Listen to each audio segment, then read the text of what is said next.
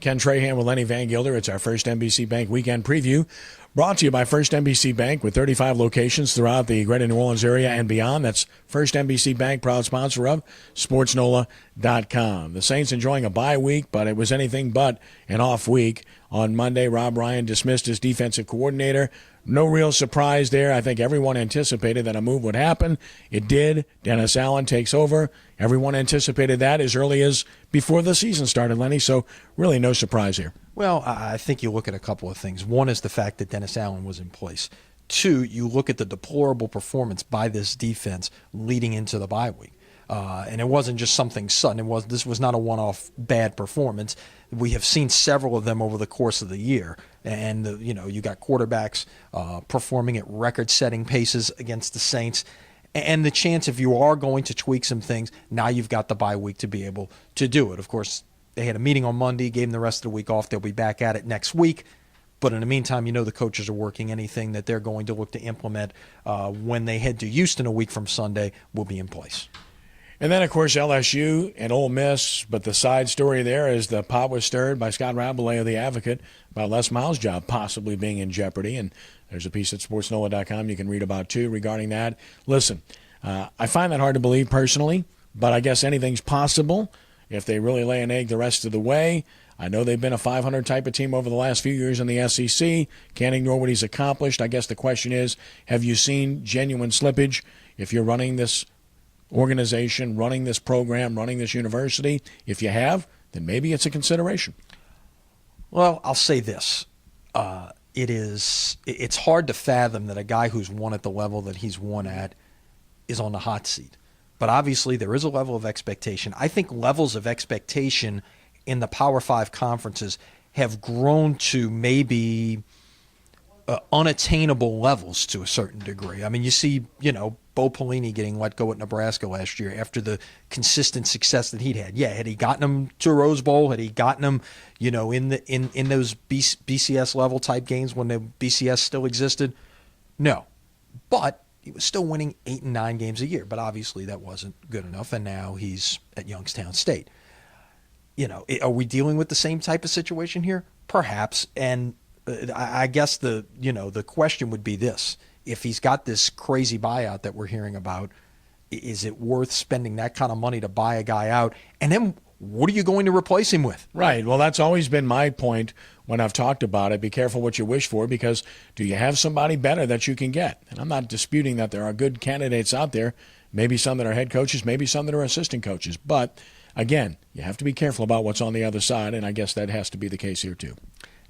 We'll see how this plays out. But, again, Saturday at Ole Miss, don't undervalue this game, because here's the thing. Depending on what Florida does the rest of the way, the winner of the LSU Ole Miss game may just find themselves in the Sugar Bowl on January 1st. So there's a lot to play for, and if I'm Leonard Fournette after a couple of bad performances, knowing that, my team goes out and wins these last 2 games and I got a chance to come play a home game for what might be the only time in my career, I'm thinking it might just kind of elevate my performance a little more. Pelicans continue to lose, this time a competitive loss at Oklahoma City. Couldn't stop Russell Westbrook. Of course, Anthony Davis did not play.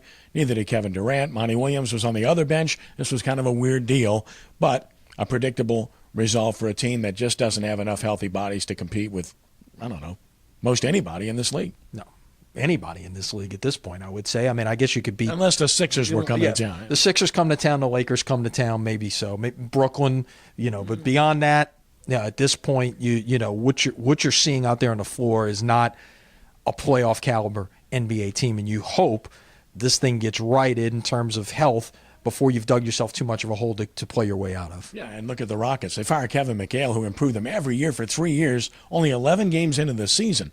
That's the level of expectation. That's what you're dealing with in the Western Conference. So it's tough, and it's really hard for New Orleans right now and for Alvin Gentry to try to compete with what he's dealing with. Tulane, of course, on road against SMU, trying to build a legitimate win streak against the Mustangs, who have won just 1 game this year. Now, they've played some pretty tough competition, but this is a winnable game for Tulane when you look at the matchups and you look at the way these teams have played. Yeah, Tulane could conceivably, come home Black Friday with a winning streak. No question they've got a chance in this game. I think the bigger story right now on the Tulane front is the athletic director's search. The reports out there that the 5 candidates, the 5 finalists, are interviewing Thursday and Friday. Seen the reports out there. You got a couple of sitting ADs, you got a couple of number 2 guys in some big time departments, and then, if you will, the semi-incumbent in Barbara Burke, who is the number 2 person in the department under Rick Dixon, who is retiring. So how that plays itself out is going to have a lot to do with what's in play for the future of this football program in terms of whether Curtis Johnson will still be the coach after these 2 games. And, of course, high school football, second round on the public school side and quarterfinals on the private school side or charter side or select side. Call it what you may. It's confusing as heck, but you know what I'm talking about. That's what's happening this weekend. And on Friday night, you can watch De La Salle and Turling's Catholic live at sportsnola.com. Ken Berthelot, Wade Kaiser with the call. What ought to be an outstanding matchup. And then Saturday afternoon, you can watch Country Day and St. Thomas Aquinas as they play a quarterfinal matchup in Division 4 in Old Metairie at Wenzel Field. Watch it live at sportsnola.com. Friday night, the original on radio on WGSO locally includes the Rummel Jesuit broadcast within the show with all the scores, too. You can listen in. You can follow the scores at sportsnola.com. I don't know. I'm out of breath. You're out of breath, and there's no other place to get your scores than right here at sportsnola.com. Check out our video previewing the second weekend of the high school playoffs. You hear high school coaches, and you're with Coach Gailey every week doing shows. If you're practicing Thanksgiving week, it's a good thing. If you win this week, you're practicing Thanksgiving week. So this is a big, big week for these teams in our area still in play. Look forward to it, Lenny. As always, thanks. Have a great weekend. All right, we'll see you on Monday. That's our First NBC Bank weekend preview, brought to you by First NBC Bank, with 35 locations throughout the metropolitan New Orleans area and beyond, and growing. And that's First NBC Bank, proud sponsor of SportsNola.com. He's Lenny. I'm Kenny. Have a great weekend, and God bless you.